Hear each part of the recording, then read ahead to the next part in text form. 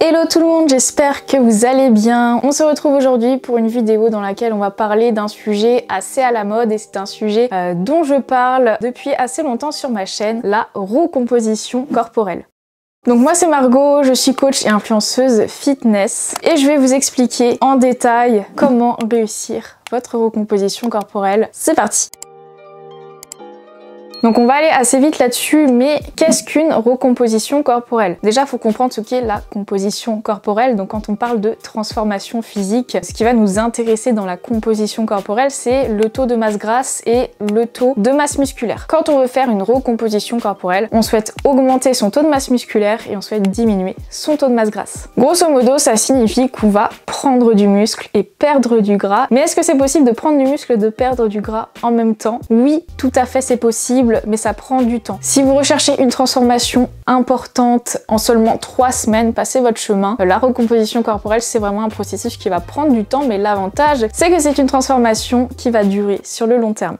Pour qui s'adresse la recomposition corporelle? En général, ça va s'adresser pour les personnes, on va dire, à corpulence normale entre guillemets. En gros, les personnes qui ont un IMC normal, donc qui sont ni en surpoids ni en sous-poids. Les personnes en surpoids peuvent tout à fait suivre les principes de la recomposition corporelle, mais en général, une personne en surpoids va plutôt se concentrer sur la perte de gras. Pour une personne en sous-poids, il faut oublier la recomposition corporelle. Dans ces cas-là, il faut plutôt se diriger vers une prise de masse. Et en fait, chez une personne qui a un IMC normal, une recomposition corporelle va permettre de sortir de cet effet skinny fat. En gros, d'être plutôt mince, mais avec pas mal de graisse. Faire une recomposition corporelle présente de nombreux avantages. Déjà, ça va améliorer la santé en général sur le long terme. Au niveau de l'esthétisme, ça permet d'obtenir un corps plus galbé, plus sculpté et plus tonique. Et au niveau de la physiologie, ça permettra d'obtenir un meilleur métabolisme grâce à la prise de masse musculaire.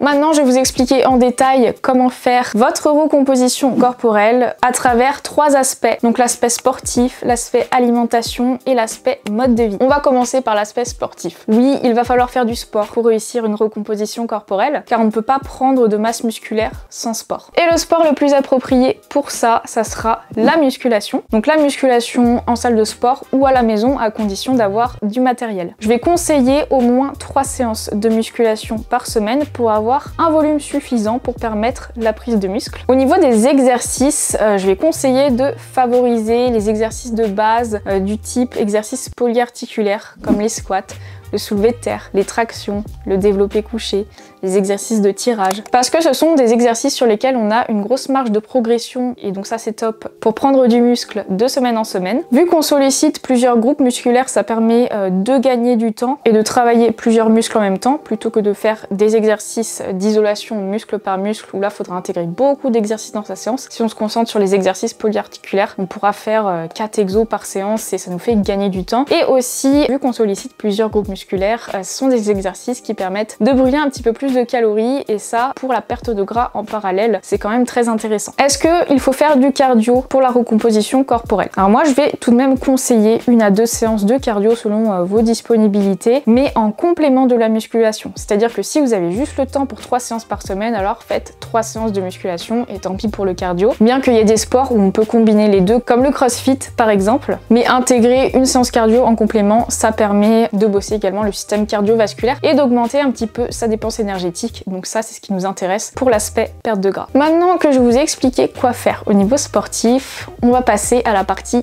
alimentation. Donc pour rappel, dans la recomposition corporelle, il y a l'aspect perte de masse grasse. Pour perdre de la masse grasse, il faut obligatoirement créer un léger déficit calorique. Sauf que la recomposition corporelle, c'est une transformation qui prend du temps. Ça peut prendre 6 mois, 1 an, voire plus. Donc je vais pas vous conseiller d'être en léger déficit calorique pendant 6 mois ou 1 an. Je vais vous conseiller plutôt d'alterner entre des phases de léger déficit calorique et des phases de maintien calorique. En gros, durant les phases de léger déficit calorique, vous allez un petit peu réduire votre alimentation et durant les phases de maintien, vous allez devez manger en accord avec vos dépenses. Si vous débutez votre recomposition corporelle avec une mauvaise relation à l'alimentation, je ne vous conseille pas de créer de déficit calorique. Je vais vous conseiller pendant les premiers mois, voire années, selon la relation que vous avez avec la nourriture, de rester à maintien calorique parce que retrouver une bonne relation avec l'alimentation va être indispensable pour réussir sa recomposition corporelle, vu que le processus est assez long, et par la suite maintenir les résultats. Au-delà de l'apport calorique, il va y avoir un aspect très important qui est l'apport en protéines. Ça, je vous le répète tout le temps, mais c'est super important parce que ça peut changer la donne. Il faudra consommer entre 1,6 et 2,2 grammes de protéines par kilo de poids de corps. Donc, pour connaître votre apport, il suffit de multiplier le poids que vous faites par 1,6 et 2,2 et vous obtenez votre fourchette idéale d'apport en protéines. Et donc, atteindre ce quota de protéines va nécessiter de consommer une source de protéines à chaque repas. Donc, le matin, ça pourrait être par exemple des œufs ou du skyr. Le midi et le soir, ça pourrait être du poisson, de la viande, des œufs ou des protéines végétales comme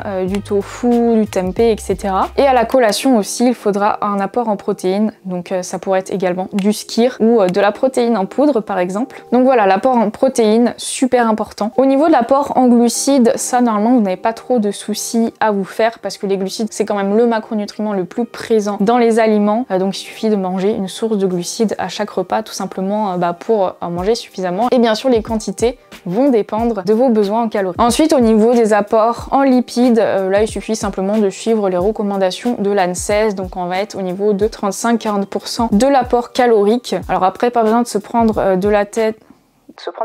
Après, pas besoin de se prendre la tête avec des calculs savants, etc. Mais il suffit d'apporter une source de lipides par repas. Donc avocat, oléagineux, le poisson gras, même dans les œufs il y a des lipides, les huiles pour la cuisson, etc.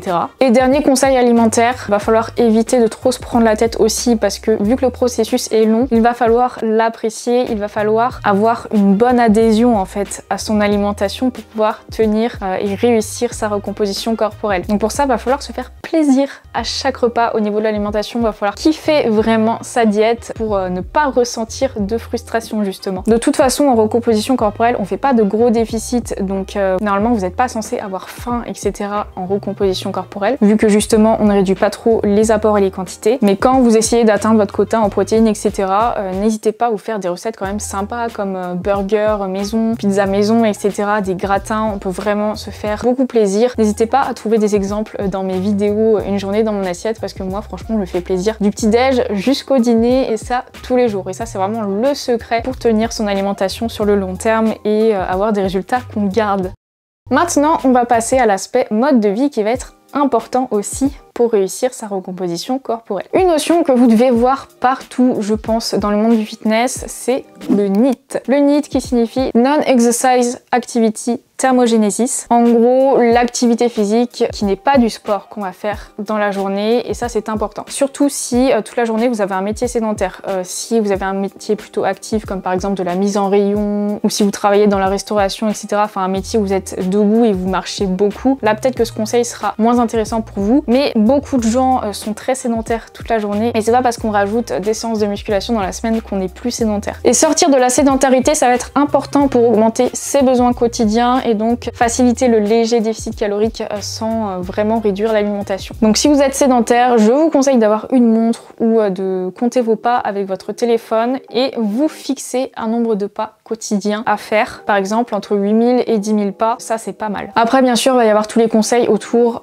du sommeil, de l'hydratation, voilà, boire beaucoup, c'est important, et aussi prendre soin de son sommeil. Si vous êtes une personne qui manque cruellement de sommeil, je vous conseille très fortement d'améliorer ça, parce que manquer de sommeil, ça va vous poser des problèmes au niveau de l'alimentation. Quand on manque de sommeil, en général on fait pas les bons choix alimentaires et on a plus faim que d'habitude, donc c'est compliqué quand on veut faire un déficit calorique. Et également quand on manque de sommeil, on récupère mal, c'est plus compliqué de faire les séances de sport et donc de gagner du muscle.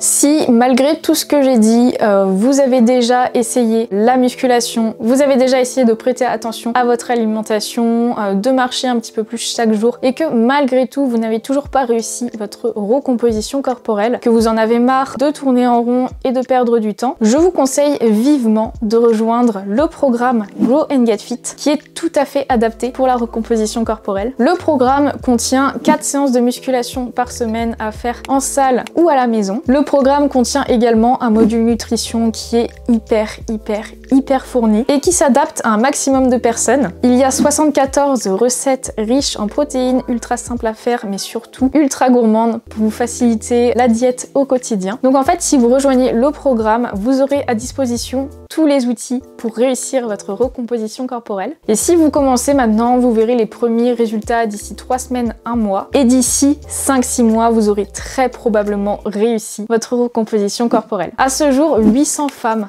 ont rejoint le programme et sont toutes très ravies des changements qu'elles ont obtenus. Si ça vous intéresse de voir ce que contient le programme et de lire des témoignages, je vous conseille de cliquer sur le premier lien dans la description de la vidéo. J'ai une dernière chose à dire sur la recomposition corporelle, c'est comment mesurer ses résultats. L'erreur que beaucoup vont faire, c'est regarder les résultats uniquement sur la balance. En recomposition corporelle, ça ne marche pas. Il est très probable que vous ne voyez aucun changement sur la balance, voire même une prise de poids. Et c'est pour ça que beaucoup qui font une recomposition corporelle pensent ne pas avoir de résultats parce qu'elles regardent uniquement la balance. Mais ce qu'il faut mesurer lorsqu'on fait une recomposition corporelle, c'est le visuel. En gros, prendre des photos, faire des bilans régulièrement, on se prend en photo dans les mêmes conditions et également prendre les mensurations. Parce qu'en fait, en perdant du gras mais en prenant du muscle en même temps, vu que le muscle est assez dense, vous pouvez pas vraiment perdre de poids, voire même vous pouvez en prendre. Et ça, c'est pas du tout une mauvaise chose parce que c'est ça qui vous permet d'augmenter votre métabolisme. Je vous montre mon exemple,